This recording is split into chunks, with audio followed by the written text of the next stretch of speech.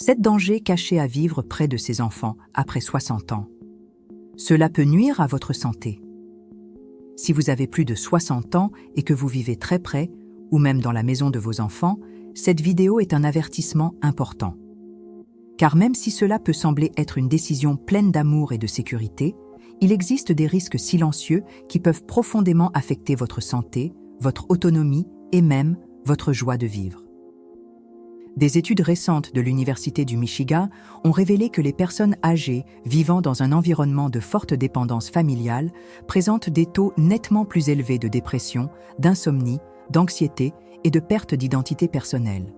Et le plus alarmant, la majorité ne se rend même pas compte que cela leur arrive, jusqu'à ce que les effets deviennent difficiles à inverser. Mais pourquoi une décision motivée par l'affection et les bonnes intentions peut-elle finir par provoquer de la souffrance ? C'est justement ce dont nous allons parler aujourd'hui. Vous allez découvrir les 7 dangers cachés qui peuvent saboter votre santé émotionnelle et physique après 60 ans, même si vous avez des enfants merveilleux, aimants et bien intentionnés. L'objectif n'est pas de vous éloigner de votre famille, bien au contraire. Il est de vous montrer que préserver votre autonomie est le plus bel acte d'amour que vous puissiez faire, pour vous-même et pour ceux que vous aimez. D'ailleurs, à la fin de cette vidéo, vous découvrirez comment une femme a retrouvé goût à la vie après un choix courageux. Et son histoire pourrait bien vous inspirer vous aussi. De quelle ville regardez-vous cette vidéo ? Dites-le moi dans les commentaires. Et écrivez aussi « Ma santé est une priorité », juste pour que je sache qui reste avec moi jusqu'à la fin de cette vidéo. Comme disait le sage, la sagesse crie dans les rues, mais peu l'entendent. Alors, suivez-moi. Ce qui semblait être un rêve était sur le point de devenir un piège invisible. Le début d'un choix qui semblait juste. Madame Lucia, 67 ans, a décidé d'aller vivre chez sa fille peu après sa retraite. Veuve depuis quelques années, elle voyait ce changement comme une façon de remplir son temps, d'aider avec ses petits-enfants et d'être plus proche de sa famille. La décision fut accueillie avec joie par tous. Sa fille lui a préparé une chambre rien que pour elle, les petits-enfants étaient ravis à l'idée d'avoir leur grand-mère à leur côté tous les jours, et Madame Lucia s'est sentie à nouveau utile, actrice d'un projet plus grand. Les premiers mois semblaient parfaits. Les matinées débordèrent d'affection et de café frais. Entre les tâches ménagères, elle se sentait heureuse d'aider, de cuisiner, d'aller chercher les enfants à l'école. Cette routine partagée semblait redonner un sens à sa vie, perdue avec le veuvage et la solitude. Et sa fille, toujours affectueuse, lui faisait des compliments, disant qu'elle ne savait pas ce qu'elle ferait sans elle. Le cœur de Madame Lucia se réchauffait à chaque étreinte, à chaque « merci maman ». Elle savait que beaucoup de personnes âgées rêvèrent d'une telle proximité familiale. Et, sincèrement, elle se sentait privilégiée. Après tout le monde n'a pas des enfants présents, attentifs et bienveillants. Dans son esprit, elle pensait « Je suis en sécurité, soutenue, aimée ». C'était tout ce qu'elle avait souhaité pour cette étape de sa vie. Mais, au fil des jours, qui devinrent des semaines, puis des mois, Madame Lucia commença à remarquer quelque chose de subtil.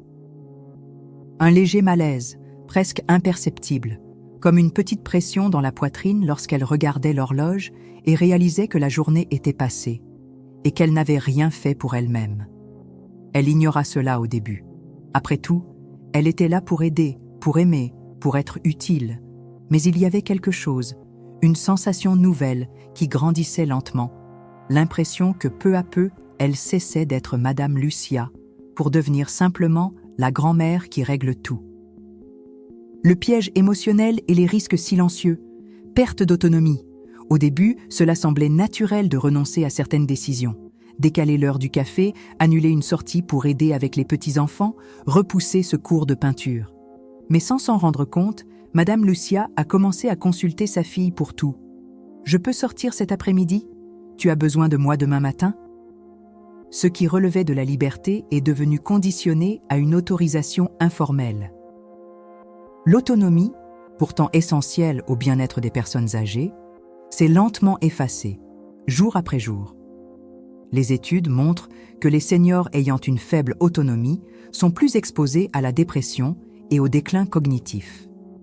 Et souvent, cela commence par de petits gestes apparemment anodins. Comme le disait Viktor Frankl, lorsqu'on perd le pouvoir de décider, on commence à perdre la raison de vivre. Surcharge de tâches, elle ne s'est jamais plainte, mais la routine était épuisante. Faire la lessive, préparer le déjeuner, aller chercher les petits-enfants à l'école, veiller sur eux quand ils étaient malades, les rôles s'étaient inversés. Sa fille partait tôt travailler et Madame Lucia assumait une grande partie du quotidien de la maison. Les bons enfants font confiance, mais ils oublient parfois que ceux qui prennent soin ont eux aussi besoin d'être entourés. L'épuisement était silencieux. Elle allait se coucher exténuée, sans énergie, ni temps pour faire quelque chose qu'elle aimait. Prendre soin de sa famille est un acte noble, mais lorsqu'il devient une obligation constante et non un choix, l'amour se transforme en fardeau. Manque de temps pour soi. Le livre qu'elle voulait lire restait sur l'étagère. La promenade au parc, toujours reportée. Le thé entre amis, remplacé par un après-midi de plus avec les petits-enfants. Même reconnaissante pour la compagnie, Madame Lucia ne se souvenait plus de la dernière fois où elle avait eu un moment rien que pour elle. Et cela a commencé à affecter son énergie, sa motivation, son humeur. L'Organisation mondiale de la santé le rappelle. Le temps personnel est vital pour la santé émotionnelle, surtout après 60 ans. Car 100 ans pour soi, la personne âgée commence à disparaître de l'intérieur. Critique voilée et perte de respect. Sa fille, elle était affectueuse, mais les mots ont changé avec le temps. « Maman, pas comme ça. Tu as encore oublié ? Laisse, je vais le faire, tu mets trop de temps. » De petites remarques quotidiennes ont pris un ton plus impatient. Il n'y avait pas de mauvaise intention, mais il y avait de la lassitude, et avec elle, un sentiment croissant de ne plus être à sa place. Madame Lucia a commencé à douter de ses propres capacités. Le respect ne lui a pas été retiré de manière explicite, mais il s'est lentement effacé, comme une peinture qui s'écaille avec le temps. Et l'estime de soi, en silence, s'est évanouie elle aussi. Isolement déguisé. Étonnamment, elle se retrouvait entourée en permanence. Et pourtant, une solitude grandissante s'installait. Elle ne sortait plus, ne recevait plus de visites, ne parlait plus à d'autres personnes de son âge. Juste la famille. Juste la maison, juste les obligations des autres. Et malgré cela, elle se sentait coupable d'y penser. L'isolement émotionnel peut exister même dans des foyers remplis de monde. L'absence d'échange d'égal à égal, de liens en dehors du cercle familial, crée un vide difficile à nommer. Un silence qui fait mal, mais qui ne crie pas. Culpabilité et silence intérieur. Elle a commencé à ravaler ce qu'elle ressentait. Fatiguée, elle se taisait. Besoin de repos, elle se taisait. Nostalgique de sa propre maison, elle se taisait.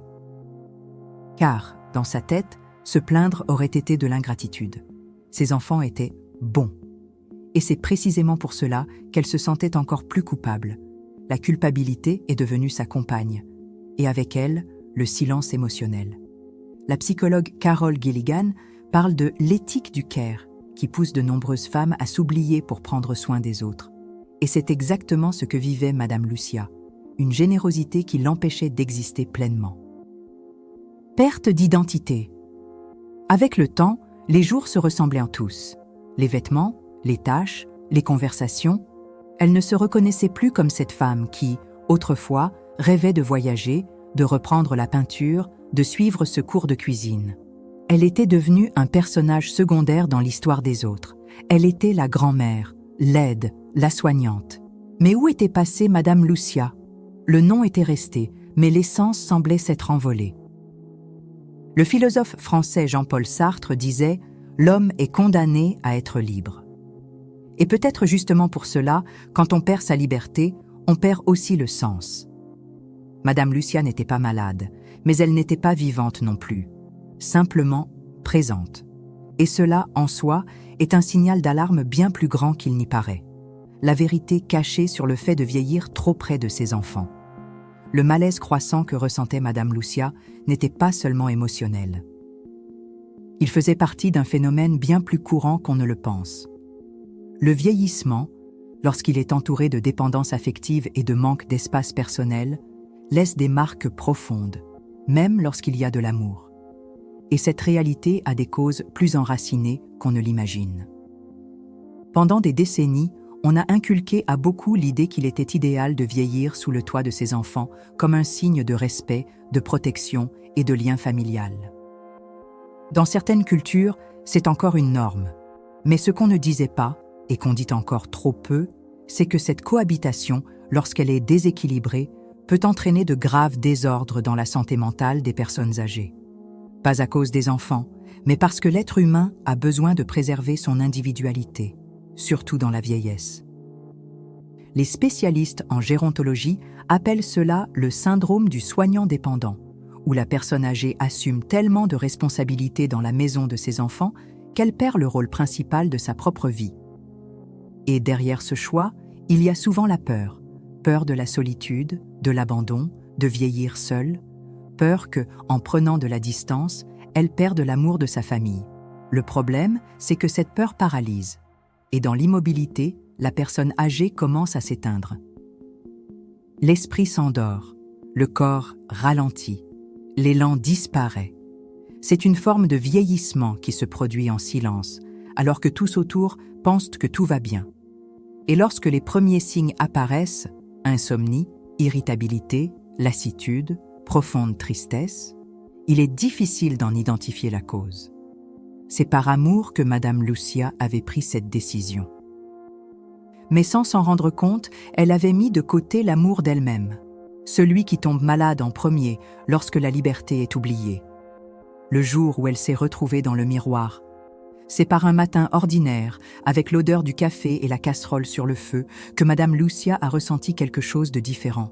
Le miroir de la cuisine ne reflétait pas seulement son visage fatigué, mais une expression qu'elle ne reconnaissait plus. Depuis des années, elle ne s'était pas regardée avec attention. Les cheveux attachés, le tablier sur le dos, des cernes discrètes. Elle soupira profondément, essayant de se souvenir de la dernière fois où elle avait fait quelque chose, rien que pour elle. Ce même jour, elle reçut la visite inattendue d'une vieille amie, Estella. Elles ne s'étaient pas vues depuis des mois. Il suffit d'un regard pour qu'Estella remarque ce que personne dans la maison n'avait perçu. « Tu ne sembles plus la même », dit-elle avec tendresse. Entre deux gorgées de café, Madame Lucia se permit de parler. Elle se confia d'une voix basse, comme si elle avait peur de s'entendre. « Je suis fatiguée, pas de ce que je fais, mais d'avoir cessé d'être moi-même. » Estella l'écouta avec patience, puis sourit. Elle raconta qu'elle aussi avait vécu quelque chose de semblable. Pendant un temps, elle avait vécu chez son fils et sa belle-fille, pensant que c'était la meilleure chose à faire. Jusqu'à ce qu'elle réalise qu'elle était en train de disparaître. Ce n'est qu'en décidant de vivre à nouveau seule, même dans un petit appartement, qu'elle retrouva sa joie de vivre. « L'autonomie m'a redonné la santé, dit-elle. Ce n'est pas de l'égoïsme. C'est de la survie. » Madame Lucia resta silencieuse. Pour la première fois depuis longtemps, elle ressentit quelque chose de nouveau dans sa poitrine. Une étincelle oubliée, un souvenir d'elle-même. Elle ne savait pas encore ce qu'elle allait faire, ni quand, mais elle savait qu'il fallait changer. Le miroir ne mentait pas. Cette femme n'était pas elle. Et parmi toutes les fonctions qu'elle remplissait avec tant de dévouement, il y en avait une qu'elle avait abandonnée depuis longtemps, celle d'être la protagoniste de sa propre vie. L'indépendance n'est pas un éloignement, c'est de la santé. Cette même semaine, Madame Lucia décida de faire quelque chose de simple, mais de symbolique. Elle sortit marcher seule dans le parc du quartier, sans prévenir, sans demander la permission. Elle mit ses baskets et partit. L'air frais du matin lui caressa le visage comme des retrouvailles. Elle marchait lentement, sans hâte, observant les moindres détails du chemin. Ce n'était qu'une heure hors de la maison, mais cela ressemblait à un souffle de vie qu'elle n'avait pas ressenti depuis longtemps. Là, entre les arbres et les bancs vides, quelque chose en elle s'est réorganisé. Elle recommença à lire, reprit la peinture, se remit à appeler de vieilles amies. De petits pas, mais constants, et chacun d'eux lui redonnait une part oubliée de ce qu'elle avait été. Sa fille l'a remarqué. D'abord étonnée, « Tu sors beaucoup, maman. Tout va bien ?» Madame Lucia sourit. Mieux que jamais. Ce changement ne signifiait pas une rupture, mais un rééquilibrage. La vie de famille, lorsqu'elle est bien ajustée, peut être une source de joie et de soutien. Mais pour cela, il faut de l'espace. Des études de l'Université de Harvard montrent que les personnes âgées qui conservent leurs propres activités et un certain degré d'indépendance vivent plus longtemps et en meilleure santé. Le cerveau reste actif, le système immunitaire se renforce et le risque de dépression diminue considérablement. Elle décida de proposer un nouveau compromis à sa fille. Elle s'occuperait des petits-enfants 2 jours par semaine. Les autres jours, elle les consacrerait à elle-même. Yoga, lecture, atelier de peinture. Sa fille hésita au début, puis comprit rapidement. Elle réalisa que ce choix n'était pas un rejet, mais une forme de soin. Et plus encore, c'était aussi un cadeau pour tous. Parce qu'une mère heureuse illumine toute la maison. Et Madame Lucia, désormais plus légère, souriait avec un éclat nouveau. Celui de quelqu'un qui a réintégré son propre corps. De quelqu'un qui a compris que l'autonomie ne signifie pas s'éloigner. Cela signifie simplement recommencer à vivre, en santé, de l'intérieur vers l'extérieur. Plus elle était libre, plus elle était aimée. Petit à petit, la maison s'est mise à vibrer autrement. Madame Lucia n'était plus seulement celle qui réglait tout, mais celle qui apportait des nouveautés, des histoires, des rires différents. Quand ses petits-enfants venaient la voir, ils trouvaient des pinceaux colorés, des photos de promenade, de nouveaux livres sur les étagères. La routine, autrefois pesante, s'était transformée en moments partagés, plus légers, plus vrais. Sa fille remarqua que sa mère était de meilleure humeur, avec plus d'énergie, plus de disposition même pour les instants en famille. La fatigue avait disparu. Et avec elle, cette forme de ressentiment silencieux qui naît parfois quand on donne trop et qu'on reçoit peu. L'amour circulait à nouveau, plus sincère, sans surcharge ni attente cachée. Madame Lucia ne s'était pas éloignée, elle avait éclos. Et cela fit grandir tout le monde autour d'elle. Sa petite fille se passionna pour la peinture. Son petit-fils voulut apprendre à cuisiner avec elle. Et même sa fille se sentit inspirée à reprendre un ancien projet.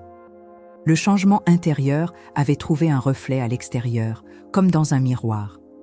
La liberté retrouvée n'avait rien enlevé à la famille. Bien au contraire, elle avait tout rendu plus précieux.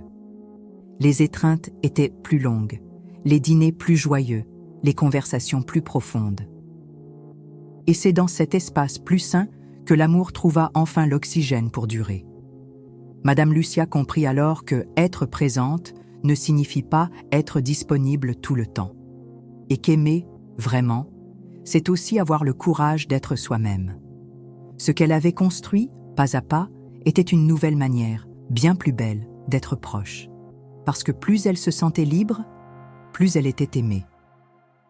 La plus grande preuve d'amour, c'est vivre pleinement. En regardant en arrière, Madame Lucia comprit que ce n'était pas de l'égoïsme, mais du courage. Choisir de prendre soin de sa propre santé, de sa propre joie, de sa propre histoire. Et dans ce choix, elle retrouva tout ce qu'elle avait craint de perdre.